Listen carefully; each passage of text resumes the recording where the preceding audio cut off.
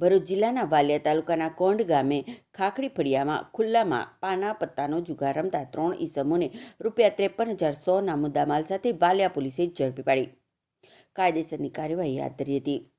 પોલીસે મહાનિર્દેશક સંદીપ વડોદરા રેન્જ તથા ભરૂચ જિલ્લા એસપી અક્ષયરાજ મકવાણાની સૂચનાથી આગામી સમય આવતા નાતાલ તથા 31st તહેવાર અનુસંધાનમાં વાલિયા પોલીસની પ્રોહિબિશન અને જુગાર જેવી અસામાજિક પ્રવૃત્તિઓ રોકવા અલગ અલગ ટીમો બનાવીને પેટ્રોલિંગમાં હતા। એ દરમિયાન અંગત બાતમી મળી હતી કે વાલિયાના કોંઢ ગામે આવેલ ખાખડી ફળિયામાં અમુક ઈસમો પાના પત્તા વડે હાર જીતનો જુગાર રમી રહ્યા છે।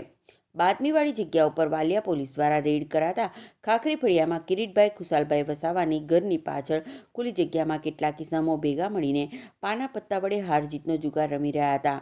બાતમીવાળી જગ્યાએ રેડ કરીને ₹47,100 તથા મોબાઈલ નંગ 2 કિંમત ₹6,000 તથા પાથરણું કિંમત ₹200 મળી કુલ ₹53,100ના મુદ્દામાલ સાથે 3 ઈસમોની ઝડપી પાડી કાયદેસરની કાર્યવાહી હાથ ધરી હતી।